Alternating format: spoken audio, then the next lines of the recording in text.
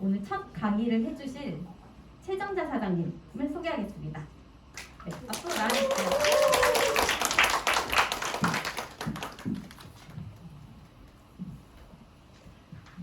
안녕하세요. 방금 소개받은 최정자입니다. 첫 번째 세미나 첫 주자로 나섰는데요. 영광입니다. 우리 가문에 없던 일입니다. 우리 식구들은 아무도 모릅니다.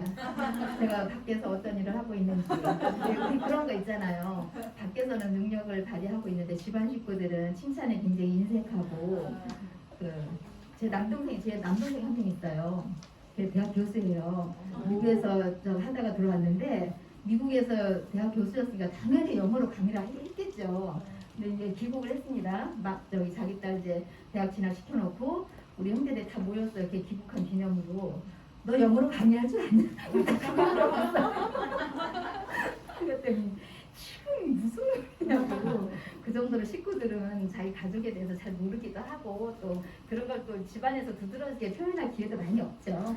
자, 제가 오늘 왜 네트워크 사업을 해야 하는가 또는 주네스 회사에 대한 소개를 해드릴 건데요. 다 아시는 내용이에요. 다 아시는 내용이지만 우리 이제 아이들 공부 가르칠 때도 중요한 게 뭐라 그래요? 반복학습이라고 하잖아요. 다 아시는 내용인데 제가 이제 한번 진행을 해보도록 하겠습니다. 저예요.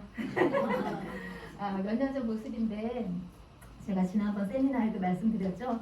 저렇게 돌아갈 수 있을 거라는 희망을 가지고 있다. 그 이유는 피니티다.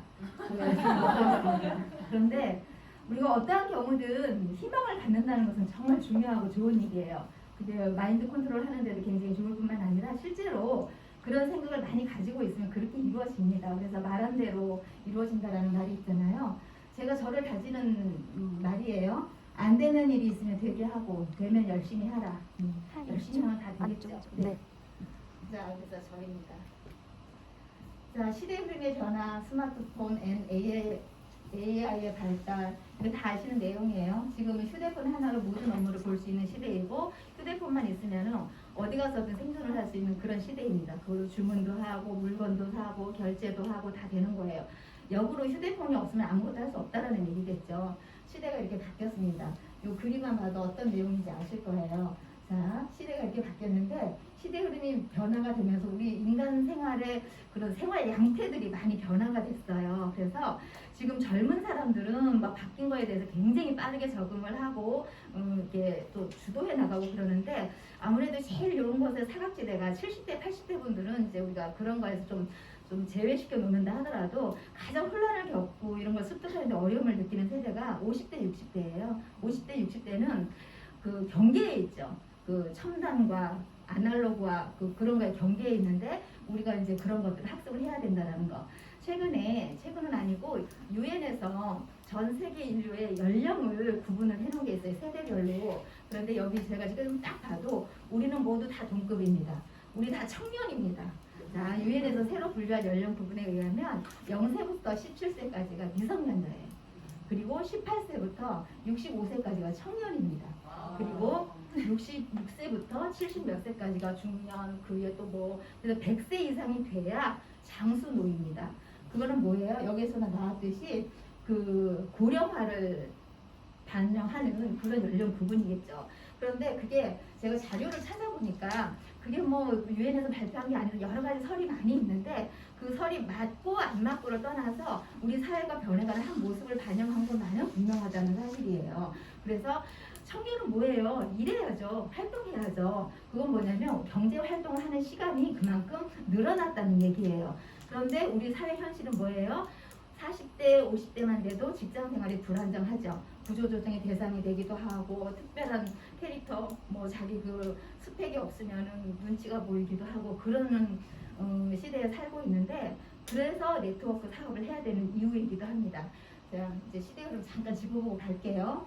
닥터 AI 뇌종양 진단도 전문의를 뛰어넘었다. 의료 분야에서 AI 인공지능 많이 들어봤죠? 저는 인공지능 하면 가장 먼저 생각나는 게 이세돌 바둑 기사하고 인공지능하고 대결을 했잖아요. 그때 도저히 이길 수 없는 시스템이죠. AI는 뭐 수만 번 복제를 하고 그러는데 딱 한 번 이겼잖아요. 그 한 번 이긴 게 뭐가 대수냐 했는데 인간이 그래도 기계를 상대로 한 번 이겼다는 것이 굉장히 큰 의미를 가졌던 그런 일이 있었어요. 그래서 그때 엄마들 사이에서 그랬잖아요. 내 아이는 알파고를 보내야 된다. 알파고가 어디에 있는 고등학교냐 뭐 이런 우스갯소리가 있었는데 이제 이런 첨단 기기, 인공지능, 인공 로봇이 우리가 전문적으로 전문가들이 했던 그런 영역들을 상당 부분 담당을 하게 되어 있어요. 그러면 인간이 해야 될 역할들은 많이 없어지겠죠. 그리고 내가 이런 자격을 갖추기 위해서 많은 노력을 했다 하더라도 그게 그 능력을 발휘할 기회나 시간은 상대적으로 줄어든다는 얘기예요. 자, AI가 이렇게 인공지능 뇌종양을 진단한다고 봤을 때 의사는 20분에서 30분이 걸려 진단한다고 치면 AI는 2분 30초면은 딱 진단을 한다. 정확도도 높고 굉장히 전문적이다. 그러면 의사 선생님이 아까 다음에 나오겠지만 사라질 직업군에 아주 상위의 랭크가 되어 있어요. 우리 사자들 있죠. 의사, 판사, 뭐 변호사 그런 직업들이 그 전문성 그 화려했던 시대는 이제 좀 지나갔다라고 보시면 됩니다. 그런데 아직도 그 부모님 세대에서는 대학은 그런 데를 가야 된다 이렇게 얘기를 하는데 젊은 사람들에게는 별로 이제 설득력이 없는 얘기죠. 자, 글로벌 헬스케어 인공지능 시장 규모가 2019년도에 13억 규모에서 2024년 2년 후 정도 되면은 100억 달러 수준으로 증가를 할 거라는 이제 예측을 하고 있습니다. 자, AI가 활용되는 분야는 굉장히 많아요. 여기 한번 볼게요. 20년 내에 없어질 가능성이 높은 직업 순위로서 굉장히 전문적인 직업들, 뭐 텔레마케터, 회계사, 소매 판매업자, 전문 작가, 부동산 중개인. 부동산 중개인 우리 지금 현실로 보고 있죠. TV에 보면 다방 그 부동산 사무실이 이제 필요가 없게 되는 거예요. 거기서 아주 뭐 그 화면으로 아주 상세하게 보여주고 마찰이 없는 거지. 뭐 복비 얼마 줄래 말래 이런 것도 없고 딱딱딱딱 필요한 것들만 업무를 보게 되는 거예요. 부동산 중개인. 그다음에 경제학자, 건강 관련 기술자, 배우, 소방관. 배우가 좀 사라질 직업이 있다는 거 좀 색다르긴 하네요. 그래서 로봇들이 배우 역할을 하는. 어쨌든 직업군이 사라질 직업군에 저렇게 이름이 올라가 있다라는 거. 그리고 구글이 최근 인수한 로봇 관련 기업들을 보면은 이렇게 많이 있어요. 그럼 구글이 왜 이렇게 할까요? 우리 지금 유튜브라든지 웬만한 거 우리 저기 어플 깔려면은 구글 스토어에서 들어가서 하잖아요. 이제 유튜브 굉장히 많이 편리하게 이용했죠. 근데 그게 우리에게 굉장히 좋은 혜택이라서 독인 이유가 조만간에 아마 그 유튜브를 이용하고 그러는 것도 유료화될 수도 있는 그런 거예요. 그래서 다 그 서비스를 다 100% 놓고 다 회원을 만들어 놓고 나중에 딱 치는 거죠. 근데 그런 것에 대한 대비를 해야 되는데 우리나라가 아마 그런 거에 대해서 선제적으로 법률을 제정한 걸로 알고 있어요. 그래서 세상이 이렇게 바뀌어가고 있다라는 거. 가전제품 여기 인간형 로봇, 로봇팔, 로봇, 바퀴, 카메라, 동물용 로봇, 가전제품, 자동화, 인공지능 이런 것들을 이제 구글이 인수를 해가지고 이런 시장에서 선점을 해가지고 이제 영향력을 행사하겠다는 거죠. 그래서 이런 쪽에 우리가 의존을 하지 않으면은 생존하기가 좀 어렵다는 그런 얘기죠. 어제 대선 후보 토론회 보셨습니까? 저는 완전 코미디 프로 보는 것 같았었거든요. 그래서 느낀 게 똑똑해야 된다. 똑똑해야 된다는 거 진짜 느꼈습니다. 저는 정치 성향하고 상관이 없어요. 자, 시대 흐름의 변화, 코로나 팬데믹. 우리가 아무도 예측하지 못했던 이런 복병 속에서 살고 있는데 너무 오래 지속되고 있다 보니까 사람들이 굉장히 무뎌졌어요. 무뎌지기도 했고 이대로는 안 된다는 위기의식도 있고 어쩔 수 없다는 것도 있고 체념과 극복의 의지가 막 왔다 갔다 하고 있는데 한번 볼게요. WHO 세계보건기구죠. 오미크론으로 지난주 코로나 19.71% 증가했다. 이때가 이제 2022년 1월 7일 가장 최근 기사라고도 볼 수 있는데 우리나라가 다음 주 정도 되면 한 3만 명 정도가 될 거라고 얘기를 해요. 정말 너무너무 참 놀라운 숫자인데 3만 명 정도. 근데 오미크론은 이미 이제 우세종으로서 자리를 잡았고 우리가 대비를 해야 되고 그 대비는 뭐예요? 개인 방역 철저하게 지키는 거고 그런 거예요. 그래서 그 개인위생 철저하게 지키시고 그러면 되는 거거든요. 그래서 오미크론 쓰나미가 너무 빨라서 세계 보건 시스템을 압도하고 있다. 따라잡지 못한다는 거죠. 제어가 안 된다는 얘기예요. 자, 오미크론. 이렇게 증가를 하고 있고 그 다음에 그 새로운 그 바이러스들도 등장할 예고를 하고 있고 그렇거든요.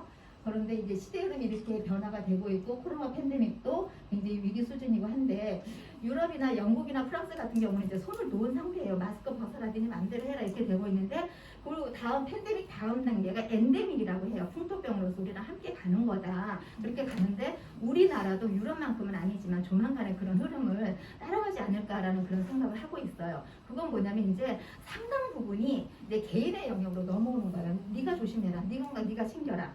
그래서 지금 우리나라 PCR 검사 정말 그 가기만 하면 줄 서서 검사 받았는데 그거 까다로워진 거 아시죠? 그래서 자가진단 키트를 저걸 하는데 가격이 저도 자가진단 키트 한번 써본 적이 있는데 18,000원, 16,000원 그렇게 했는데 사재기를 하는 거예요. 그럼 가격이 오르는 거예요. 그래서 PCR 검사조차도 이제 자유롭게 못 받는 그런 시대가 됐어요. 그래서 개인의 영역으로 넘어가는데 그것처럼 건강, 헬스 뭐 이런 것들이 좀 관리하는 연령이 굉장히 낮아지고 있다. 그래서 얼리케어 신드롬 건강 시기가 빨라졌다. 2030이 건강이라든지 뷰티라든지 이런 거를 챙기는데 굉장히 주도적인 역할을 하고 있다는 얘기예요. 자, 젊음이라는 자신감으로 건강 관리에 다소 무심했던 2030 세대 건강 시기가 빨라졌다. 이유는 코로나 이후의 영향이다. 면역과 예방, 우리 면역력이라는 말 의사 선생님이나 그런 거 관련된 사람들만 쓰는 TV 건강 프로그램에 나와서 하는 얘기인 줄 알았는데 면역력이라는 말이 모두가 아는 익숙한 용어가 됐어요. 그게 이제 관심을 가지는 것은 굉장히 바람직한 일이죠. 좋은 일이에요. 관심을 가져야 되는 것이긴 하지만 우리가 이제 뭔가 어떤 질환, 이런 병, 뭐 유행병, 전염병 이런 걸 경험을 하면서 그런 용어를 익히는 것은 원치 않았던 일이기는 하죠. 면역과 예방이 정말로 중요합니다. 그리고 면역력이 있어야만 우리가 건강하게 생존을 할 수 있는데 면역력을 지켜주는 것은 운동도 있고 식습관도 있고 여러 가지가 있어요. 근데 면역과 예방이 굉장히 중요한 시기이고 관리의 중요성이 좀 굉장히 강조가 되고 있다. 관리하지 않으면 안 되는 거예요. 관리는 여러 가지가 있을 수 있죠. 40대 이후 50대 이때에서야 이제 건강에 관심을 가졌다고 하면 지금은 2030 세대들이 알아서 내 몸을 위해서 건강을 위해서 운동도 하고 영양제를 챙겨 먹고 이러는 시대가 됐다는 건데 이런 것들은 바람직한 현상이에요. 그리고 건강은 세대나 연령의 차이가 없이 관심을 가져야 되는 그런 부분이거든요. MZ세대가 건강기능식품이라든지 건강식음료 이런 시장에 아주 큰 손으로 등장을 했다. 그래서 그리고 그 세대는 뭐예요? 굉장히 빠르죠. 스마트 기기 다루는 것도 그리고 굉장히 편리하게 본인에게 유리하게 취득하는 방법도 알고 있고 그러는데 그런 것에 굉장히 큰 손으로 자리를 잡고 있다. 그쪽 세대가 이제 큰 시장을 형성을 하게 된 거죠. 자, 이런 통계에 나와 있고요. 근데 이제 그전에는 이런 것들이 이제 50대 정도나 돼야 너무 젊은 나이에 건강에 관심을 가지면 건강염려증이냐 그러면서 친구들한테 막 조롱을 받기도 했었어요. 그런데 그게 점점 빨라지고 있다는 것이 이런 통계로도 나오고 있다는 얘기예요.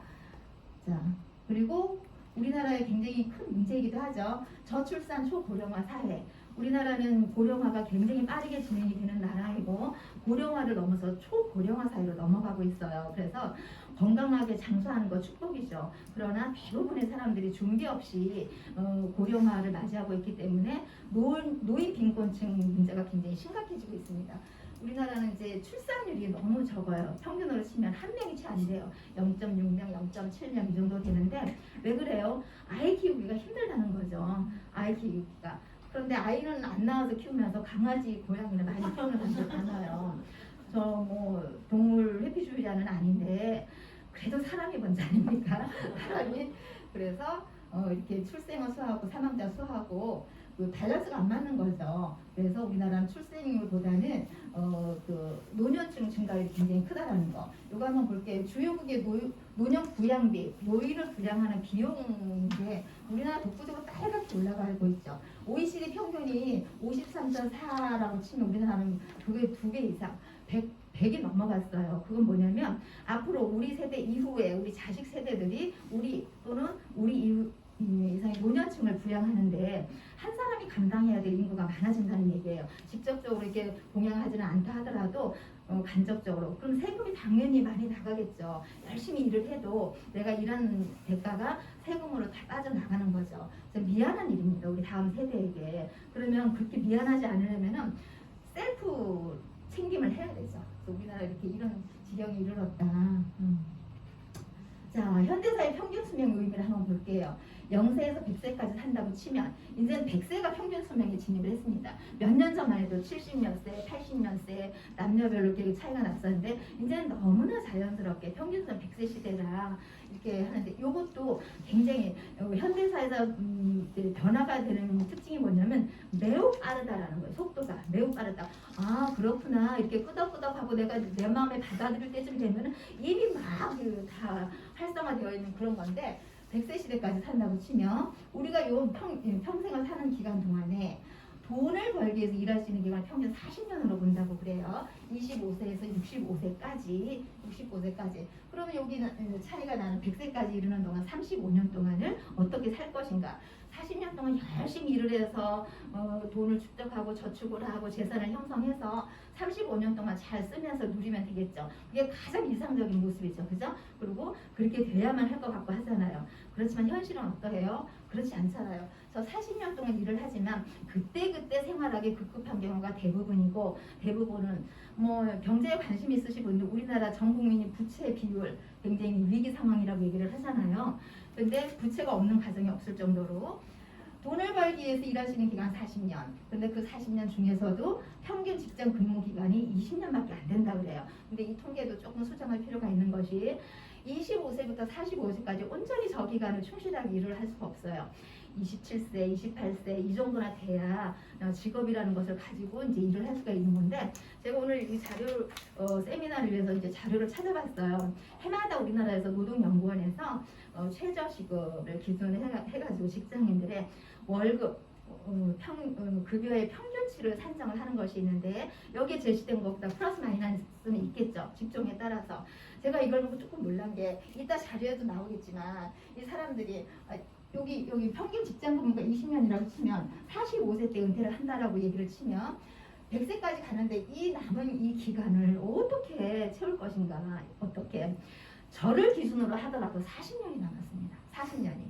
제가 60세니까 100세까지 가려면 40년이 남았어요. 그럼 제가 40년에 대한 대비가 없다고 하면 저는 100세를 바라보는 내가 장수시대라는 말이 너무너무 공포스러울 것 같거든요. 근데 45세 때 직장을 그만두거나 손을 놓거나 직업이 없거나 그러면 이 55년을 어떻게 할 것이는 거죠. 맞죠? 55. 제가 숫자 좀 약해가지고. 자, 이런 것에 대한 대비를 해야 된다는 얘기인데요. 자, 그럼 무엇으로 소득을 올릴 것이냐? 자, 한번 보세요. 대부분 취업이죠. 직장을 가지는 거죠. 자, 여기 잠깐 제가 한번 볼게요. 우리나라 보니까 20대 초반에 평균 급여가 이게 이제 평균치를 낸 거니까 직군에 따라서 다를 수는 있어요. 실수령액이 203만 원 정도 된다고 해요.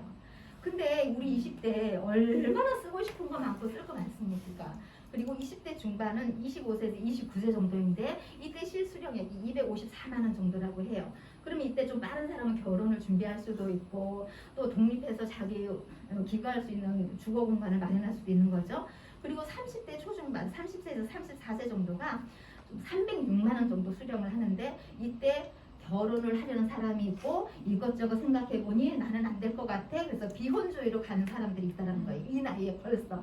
우리는 이때 자기가 능력이 있거나 없거나 간에 저의 이제 결혼 때를 생각해보면 시집가고 싶다, 결혼하고 싶다 이런 생각 했었어요. 그런 능력이 있고 없고를 떠나서. 근데 요즘은 부모도 자식을 그렇게 지원을 해줄 수 없는 입장인 거 자식들이 알고 있고 자식들도 기대할 것이 없다는 것을 알기 때문에 스스로 그 능력이 없으면 아예 그런 기회조차 포기를 하게 되는 경우가 생긴다는 거예요.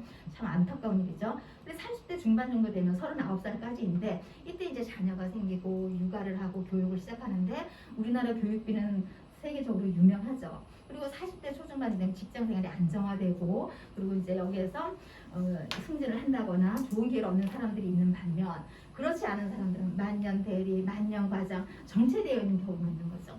그리고 40대 후반이 되면은 직장이 안정기가 되면서 스카우트 대상이 되기도 하고 그러는데 이때 또 특별한 스펙이 없거나 탁월한 뭐가 없으면은 이직하기도 힘들다는 거죠. 그래서 이제 어영부영하다 50대가 되면 직장에서 눈치를 보고 내 자리는 있으나 일감이 없고 이렇게 하다 보면 견딜 수가 없어서 뭐 자진 퇴사를 하기도 하고 그러는 거예요. 그리고 50대 후반이 되면은 연봉이 더 줄어드는 거죠. 그래서 가장 절정기인 40대 중후반 이때 받는 월급이 396만 원. 자, 요 나이 때 우리 보세요. 자녀들한테 돈이 가장 많이 들어갈 때입니다. 중고생, 학원비로 다 나가도 돈이 모자랄 정도예요.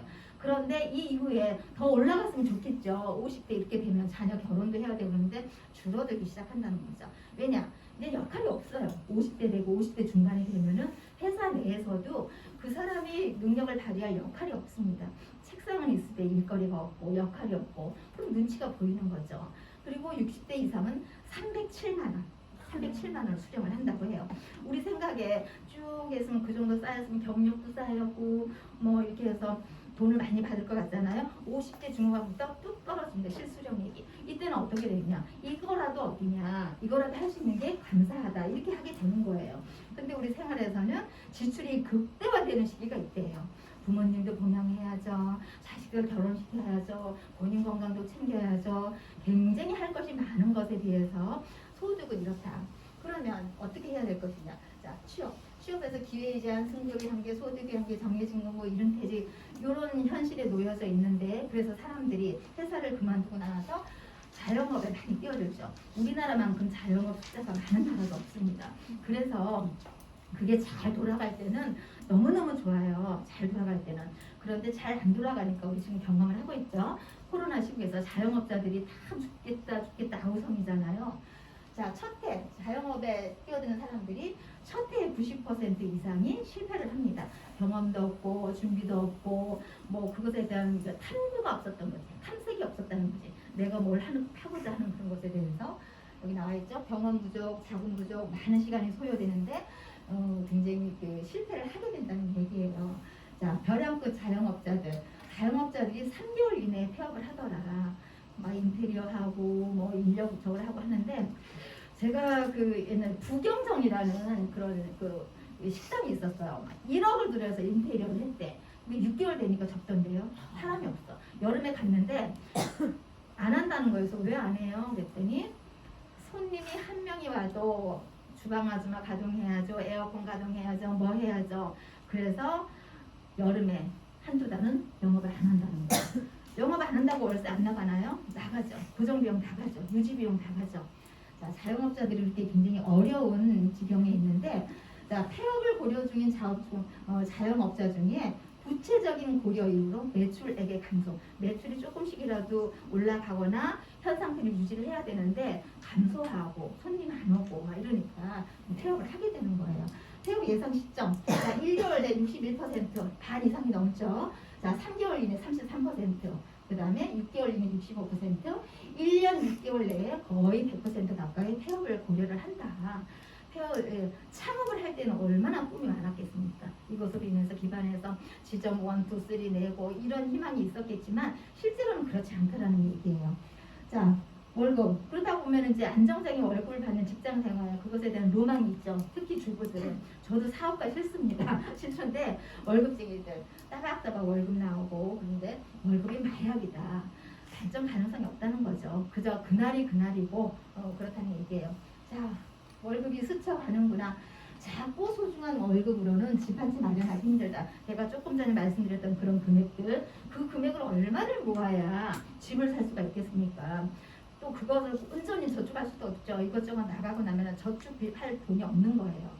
자, 월급 500만 원 받는다. 제가 아까 얘기했죠. 500만 원 소득 안 나왔죠. 많이 받아야 396만 원, 7만 원 그거예요. 500만 원을 받는다고 쳤을 때 집을 마련하는데 15년이 걸린대요. 그럼 제가 아까 말씀드린 그 정도 급여를 받는다고 봤을 때에는 그것만 온전히 한 푼도 안 쓰고 그것만 모아도 15년 더 걸리겠죠. 그래서 월급 500만 원 받을 때까지 걸리는 시간이 전체적으로 봤을 때 15.1년, 대기업 다니는 사람은 11.1년, 별 차이 없는 거예요. 대기업 다녀도. 중소기업은 15.3년, 이렇게 긴 세월을 우리 가족 편안하게 거주할 집 한 채 마련하는 데 시간을 쓴다라는 얘기죠. 그래서 이걸로는 답이 안 나온다는 얘기예요. 자, 그래서 등장한 것이 엔잡러. 엔잡러는 그냥 용어가 있어서 그러는데 돈이 되는 거는 다 하겠다는 거죠. 월급으로는 안 된다는 거죠. 엔잡러의 구체적인 정의가 뭐냐면 생계 유지를 위해서 또는 자기 개발을 위해서 소득이 있는 곳에 내가 뛰어들어서 하는 거예요. 엔잡러는 특히나 그 소득이 안정적이지 않으신 분들, 연예인들이 이것저것 일 많이 합니다. 그리고 그게 이제 그 양면성이 있죠. 어떤 거는 그래 이것저것 할 수 있는 능력이 있으니까 하지 이런 것도 있지만 그 속 이면에는 하나의 일이 굉장히 안정적이고 고소득을 안정적으로 지속적으로 줄 수 있다면 일 많이 하고 싶은 거 좋은 사람 없습니다. 또 일할 만큼 딱 임팩트 있게 하고 남는 시간 휴식을 하거나 자기 개발을 하거나 취미 생활을 하고 싶지 그 일을 뭐 여러 가지 하고 싶은 사람은 없습니다. 근데 엔잡러가 많이 늘어났다. 왜냐? 자꾸 소중한 월급으로는 내 생활 유지가 어렵다. 그런데 우리 주변은 어때요? 내가 하고 싶은 거, 보고 싶은 거 너무 유혹이 많죠. 유혹이 많죠. 진짜 도시에서 살려면요. 멘탈이 진짜 강해야 됩니다. 이것도 절제할 줄 알아야 되고 저것도 참을 줄 알아야 되고 이런 절제력이 굉장히 중요한데 어쨌든 엔잡러가 지금의 사회적인 추세예요. 이전에는 프리터족이라고 있었어요. 프리터족은 뭐냐면 제대로 된 직장을 찾기 어려우니까 알바로 이것저것 아르바이트로 프리터가 이제 영어에 이제 자유롭다라는 프리야 독일어의 아르바이트가 합성어가 된 프리터족인데 이게 이제 우리나라 경제 상황은 일본의 그런 유형을 많이 이제 따라가죠. 뭐 따라가는 게 아니라 유형이 그래요. 일본 사람들이 경제 불황기에 취업이 안 되니까 생활은 해야 되겠고 그러니까 이 알바 저 알바 하다 보니까 남는 시간에 틈새로 이제 알바를 많이 띄워놓다 보니 프리터족이라는 그런 그 용어가 생기게 된 거겠죠. 요즘 또 나오는 말이 뭐냐면 니트족이라고 있어요. 니트족은 뭐냐면 취업이 안 되다 보니 포기를 하는 거죠. 일할 의지도 없고 일할 생각도 없고 열정이 사라진 거죠. 그 무직자들을 얘기를 하는 거예요. 니트족이. 그러니까 그런 사람들이 많아지면 아무래도 취업을 하고자 하는 사람은 젊은 사람들이 많잖아요. 아까 2030 세대가 본인의 건강이나 뷰티를 챙기는데 얼리케어 신드롬이 생겼다고 하는데 한쪽에서는 그 20대들이 30대들이 직업을 구하지 못해서 엔잡러, 프리터족, 니트족 이러고 있을 때 그런 사람들이 직업이 없으면 어떻게 돼요? 그 연령대의 소비 시장이 얼어붙게 되겠죠. 20대, 30대, 40대, 50대, 60대 세대별로 골고루 소비 그런 문화가 형성이 돼야 경제가 잘 돌아가는데 그 시대가 그러니까 그 연령대에 소비 시장이 얼어붙게 되는 거예요. 그럼 균형적인 발전이 안 되는 거예요. 그래서 엔잡러들이 많이 늘어나고 있다. 자, 그럼 이제 플랫폼 기업들이죠.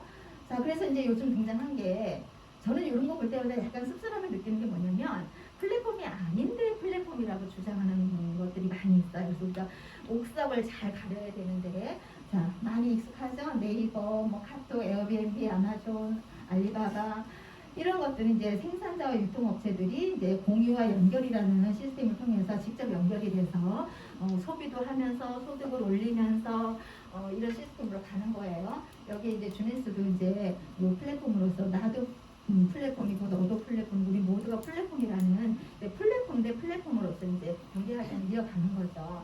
그래서 플랫폼의 이제 정의를 한번 보면은 볼게요.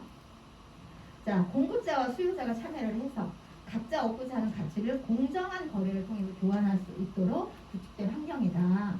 그래서 사업과 소비를 통한 경험의 공유, 연결을 통해서 수입을 창출하는 개인 플랫폼 비즈니스인데 이것들이 네트워크 마케팅 비즈니스이다. 그래서 우리가 내가 좋은 거 권하고 소개하고 또 그 사람들도 우리랑 같이 동참할 수 있도록 권하는 그런 건데요. 자,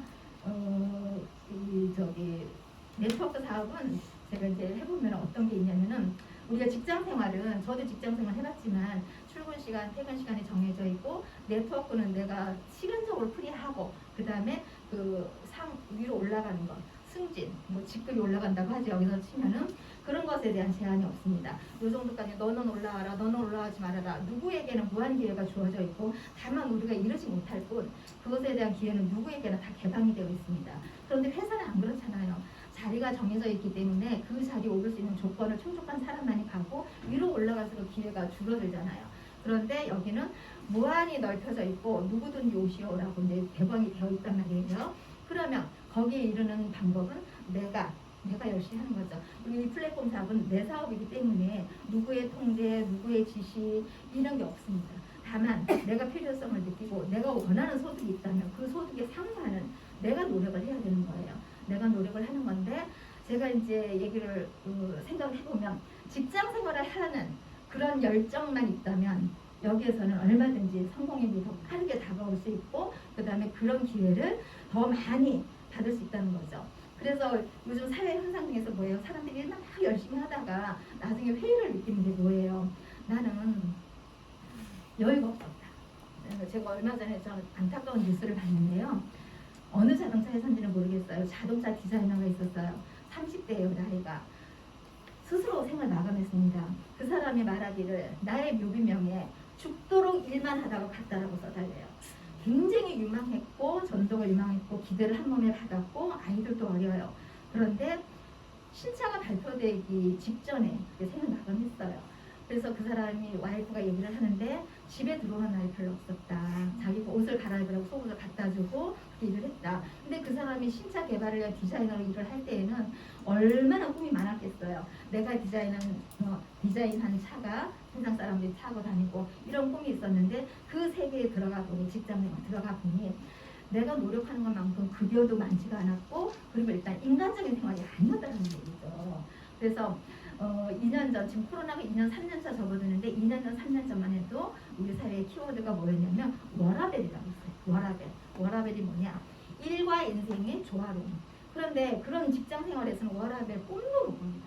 일과 인생이 조화롭게. 그래서 일할 때는 열심히 일하고 나머지 시간에는 가족과도 시간을 보내고 자기 개발도 하고 나의 남은 인생에 대한 설계도 하고 여행도 다니고 그게 워라벨이거든요. 그 이전에는 뭐 욜로다, 뭐 소확행이다 많이 있었어요.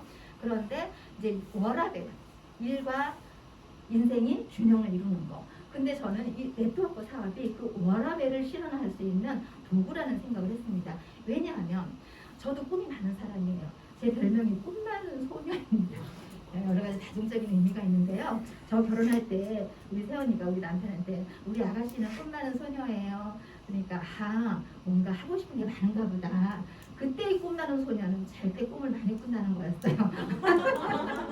제가 꿈을 굉장히 자주 꾸고 그랬는데 지금도 저는 제 나이가 60이지만 하고 싶은 게 많이 있습니다.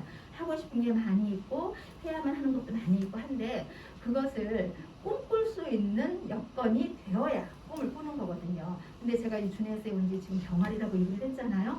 그런데 앞으로 펼쳐질 것에 대한 기대가 있어요. 그리고 예상되는 게 있어요. 그렇게 하다 보니까 나 이 워라벨 이룰 수 있겠구나 그런 생각을 했습니다. 왜냐하면 이 그 준에서에 대한 그 회사 그 설명을 보다 보니까 젊은 청춘 이 타이틀부터 너무 마음에 들었어요.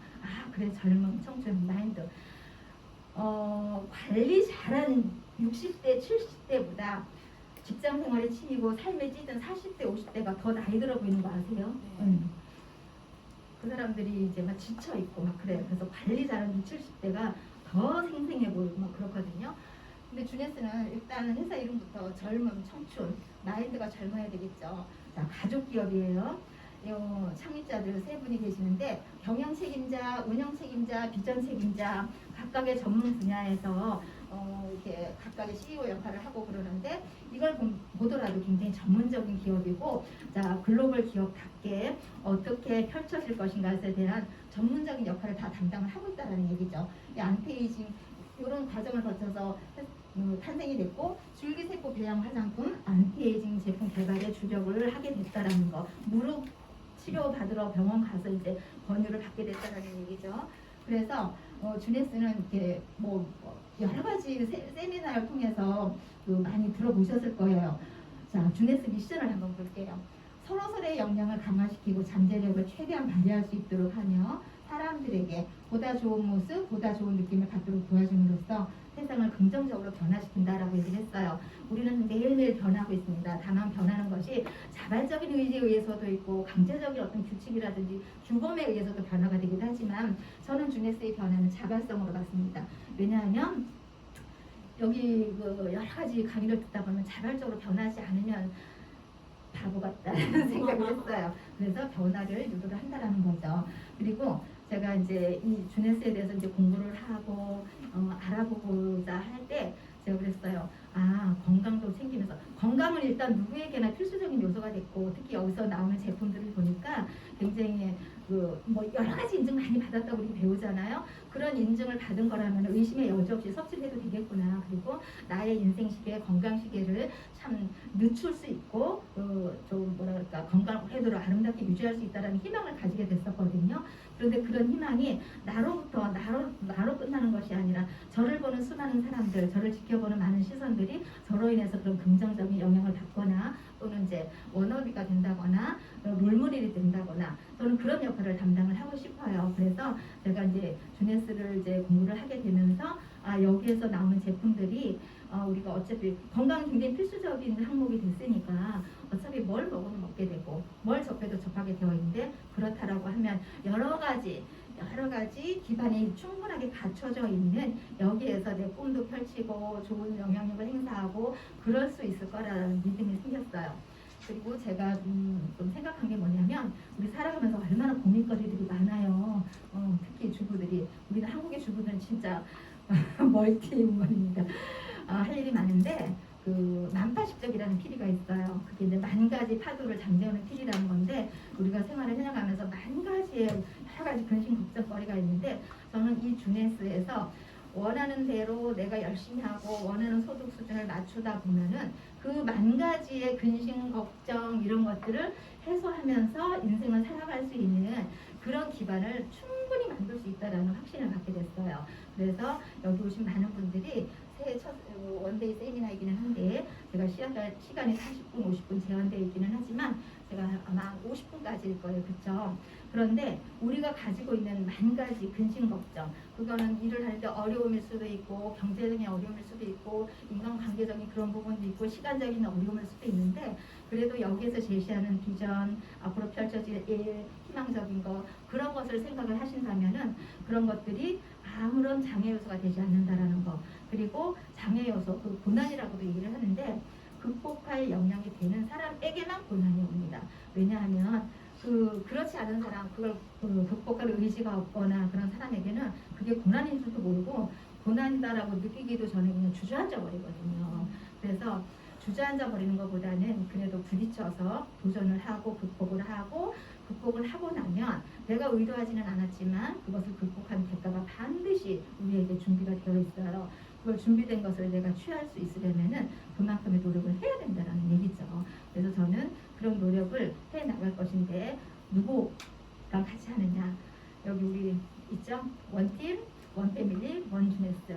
그래서 그 따뜻한 그 슬로건 아래 우리가 함께 힘을 합쳐서 글로벌 기업의 일원답게 펼쳐나갔으면 좋겠다라는 생각을 했고요.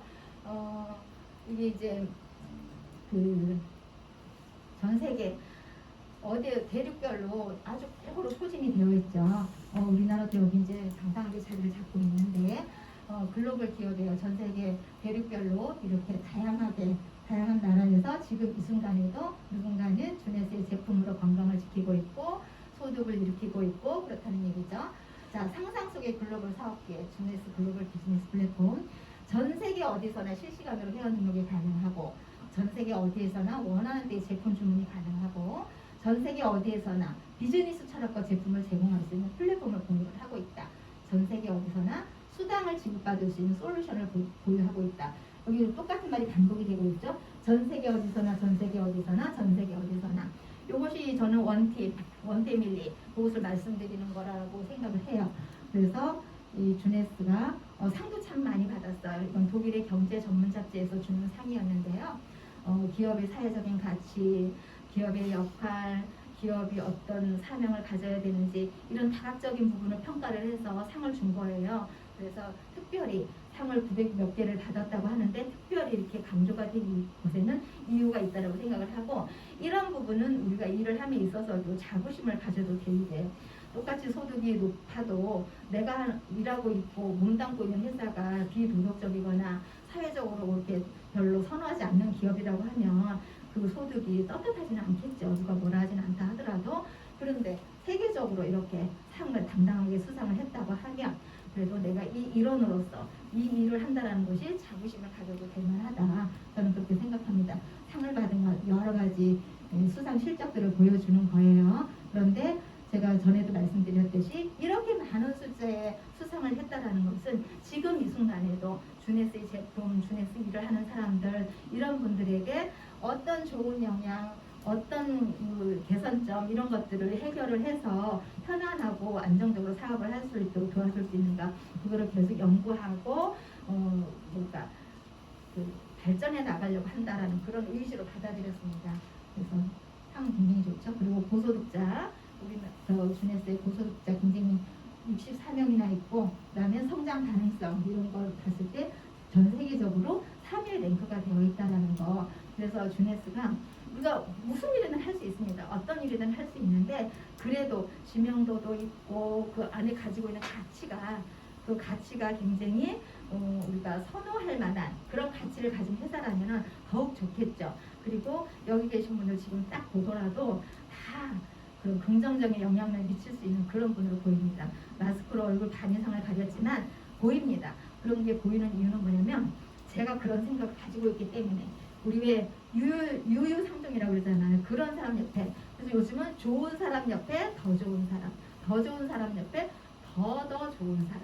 그래서 우리가 그런 더 좋은 사람으로서 서로 영향력을 발휘할 수 있고 그랬으면 좋겠다는 생각이 들었어요. 우리나라 코웨이 똑같은 기준으로 놓고 봤을 때 고소득자는 없습니다. 그러나 성장 가능성 이런 랭크는 248이라는 거. 여기에 통계에 잡힌 것만으로도 좀 대단하다고 볼 수 있겠죠. 자, 주네스 제가 가장 매력을 느꼈던 부분이라고 말씀드린 적이 있어요. 어린이, 교육 환경, 성장 환경, 어린이는 전 세계 어디에 있으나 어떠한 경우에도 보호받고 사랑받고 안정적이고 안전하게 성장시켜야 될 의무가 우리 어른들에게 있는 거예요.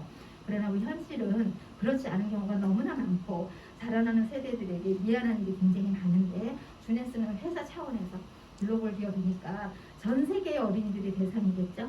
그래서 열악한 아이들이 그런 것에 구애받지 않고 마음껏 꿈을 꾸고 그 다음에 교육을 받고 안전하고 건강하게 성장할 수 있도록 공헌을 하고 있다. 그래서 주네스 키즈 또 이 부분 굉장히 크게 봤습니다. 그리고 기업의 사회적인 책무가 사회 공헌을 해야 돼요. 제가 이제 우리 국내 기업으로 좀 좋아하는 것이 유한양행이 이제 그 유일한 회장이 그 회사의 이익을 사회에 환원하는 그런 시스템을 만들어놨었고 역사적으로 보면은 경주 최씨 유명하잖아요. 경주 최씨가 부자였죠. 갑부였죠. 자기네 집을 중심으로 백리 안에는 밥을 굽는 사람이 없도록 하라. 그래서 그 시절에 이미 그 노블리스 오브 빌리지를 실천하는 그런 가문인데 주네스는 이미 그런 것들을 창업 단계에서부터 우리는 이러이러한 사회적인 역할을 하겠다. 사람들 그러죠. 나 돈 많이 벌면 이렇게 할 거야. 돈 많이 벌면 이렇게 할 거야. 아니 그 말은 누구나 다 할 수 있습니다. 근데 저도 그런 말 합니다. 나 돈 많이 벌면 이렇게 할 거야. 이렇게 얘기하는데요. 그래도 여기 글로벌 기업답게 이미 이런 취지를 가지고 출발을 했다는 것에서 저는 또 자부심을 느끼고 있고요. 그래서 주네스 네트워크 사업 중에서도 그리고 제가 지난번에 말씀드렸죠.